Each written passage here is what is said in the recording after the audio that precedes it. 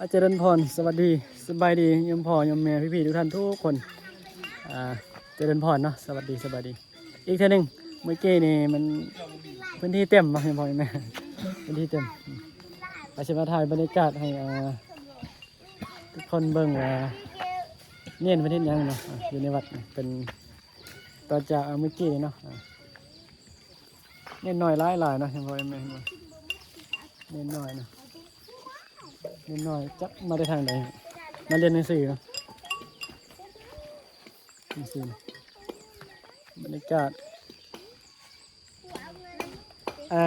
โดยปกตินี่จะบ่มีหลายเนาะแต่ก่อนน้องพี่มาเนี่ยบ่มีหลายเพราะเป็นน้ำมืออื่นนี่จะมีพระป่ากับพระเพิ่นก็เลยมาพักหรือว่ามาเศร้าแต่ว่าหรือว่าหลวงพี่ไม่เคยมานะวันแต่ก่อนพี่ไม่เคยมาถึงแค่โรงเรียนนะมันก็เลยบ่รู้ว่ามีวัดอยู่นี่เนาะหลวงพี่ก็เพิ่งรู้กันเลยมาถ่ายเนี่ยเพิ่นกำลังต้มมาอยู่ต้มเส้นอยู่เส้นประมาณนี้เนาะไม่พอมาเส้นนี้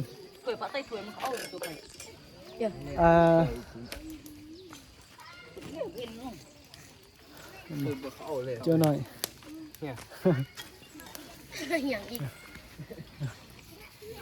เจอมานี่จะซื้อยังสมศักดิ์ปลาสมศักดิ์แซ่รุ่นบ่ซื้อยังน้ำสกุลเจ้าเนี่ยอินทวงโอ้อินทวงคิดว่าแซ่รุ่นบ่แม่นเนาะมานี่เอาปกตินี่มีพระจำพรรษาป่ะอยู่นี่มีเอาเจ้ามาได้ใส่ปังอ่ะเอาเจ้าขึ้นมานี่มาบวชอยู่นี่อ๋อคิดว่ามาบุญเมืองบ่อ๋อเจ้าต้องอยู่นี่ต้นนะบ่ต้นแหละอ๋ออยู่นี่ต้นนี่ติสมศักดิ์มารู้จักอยู่เลยปวดแขนเนาะยังพ่อแม่บ่ได้เอาขาตั้งกล้องมาฮ้อนเนาะเจ้าอยู่นี่บ่จักปีแล้วบวชนี่มันนี่ฮ้อนมันนี่บวชปีเถอะบ่อ๋อเนียนสมศักดิ์เนาะสามเณรสมศักดิ์เป็นคนเมืองงาติปังงาอ๋อปังงาอยู่เมืองมันติบ่อยู่ใต้อยู่เมืองง่อยนี่ติอ๋ออยู่อำเภอง่อยนะสามเณรสมศักดิ์อินทวงศ์เรียนที่มอได้เลยครับมสองบวชได้จากพรรษาละพรรษาเดียวอ๋อโอ้พรรษาเดียวเรียนที่มสองอายุจะปีละ14ปีโอ้14ปีเนาะธรรมดาอย่าลืมไปเบิ่งนะคลิปอย่าลืมไปเบิ่งคลิป YouTube มีโทรศัพท์อยู่บ่เป้ละอ๋อโทรศัพท์เป้เอาบ่เป็นหยังเบิ่งของหมู่ก็ได้ยืมหมู่เดี๋ยวสุดท้ายอันนี้นะนินมันอยู่วัดป่ามันต้องเป็นอย่างประมาณนี้หอยแม่เนาะบ่มีเพลนต้องเฮ็ดเองเลยต้มมาบ่ป้าโถนี่นอนตากแดดเห็นบ่กลางเต็นท์ตากแดดเลยโถตอนเว้นนี่อยู่บ่ได้ตอนคืนนี่อยู่ได้อยู่จะฮ้อนเนาะทุกคนฮ้อน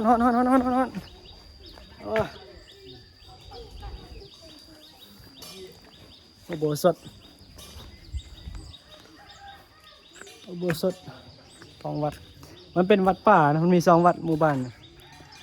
เดียวมี2วัดบ้านก็มีอันนี้เป็นวัดป่าโอ้ต้มมาบรรยากาศต้มมาจ้ามานี่จ้ามานี่วัด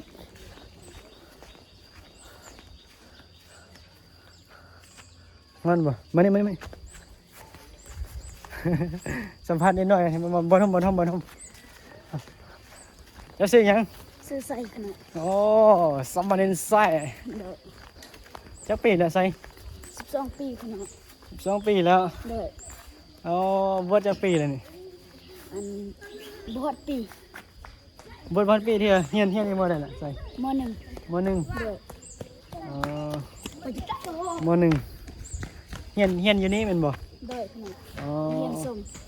เจ้าเป็นคนอยู่วัดใด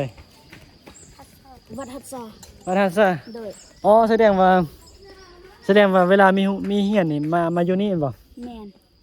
อ๋อเข้าใจแล้วยมพ่อยมแม่ โดย ว่าอยู่มันคือว่ามีเนนหลายแท้มีจั่วพักจักองค์หลายบ่ มีพี่นะ เออ มีเศร้าองค์ขนม อ๋อเนนสาวรูป โดย เนนสาวรูปเพราะว่าเพิ่นมาเรียนนี่เพิ่นอยู่วัดอื่นแต่ว่ามาเรียนอยู่นี่เนาะ โดย มาเรียนนี่จะเนนใส่อายุ 12 12 ปีเรียนอยู่ม.2เนาะ มหนึ่ง ม.1 โดย โอเคเอาขอบใจ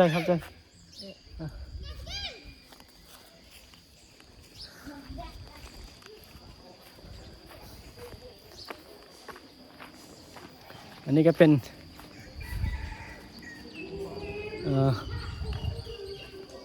โรงเรียนเนาะอ๋อโรงเรียนทรงก็มีหอพักสำหรับให้พระเนนอยู่เพราะว่าหยังเพราะว่าเนนนี่จะอยู่ต่างบ้านเนาะอยู่ไกลบ้านจากบ้านในไกลอยู่ห่างไกลจากโรงเรียนนะมันก็เลยต้องอาศัยโรงเรียนเนาะแล้วก็จะมีอาศัยวัดติดโรงเรียนเนาะมาพักมาเซาอยู่วัดแล้วก็หลังจากนั้นเนาะวันเสาร์อาทิตย์นี่จะสิอยู่ประมาณนี้เสาร์อาทิตย์บ่มีเรียนวันจันทร์ถึงศุกร์นี่ก็สิมาเรียนปกติเลยกะหลังจากสอบปิดเทอมเลยสิกลับวัดเนาะวัดไทยวัดลาวประมาณนี้นะจะมีหลายวัดอยู่เน้น20 รูปอันนี้เป็นบรรยากาศนะตอน5 โมง 11 โมงประมาณนี้นะบรรยากาศเป็นบ่มีส่วนผักต้องปลูกผักเนาะโรงเรียนนี่มีส่วนผักดีให้นักเรียนปลูกหรือว่าครูอาจารย์ปลูกน่าจะเป็นครูอาจารย์เป็นพาเด็กน้อยปลูกเนาะโอ้สุดยอดอันนี้คือบรรยากาศรอบๆโรงเรียนเนาะรีวิวให้โยมพ่อโยมแม่พี่ๆทุกท่านทุกคนได้เบิ่งได้เห็น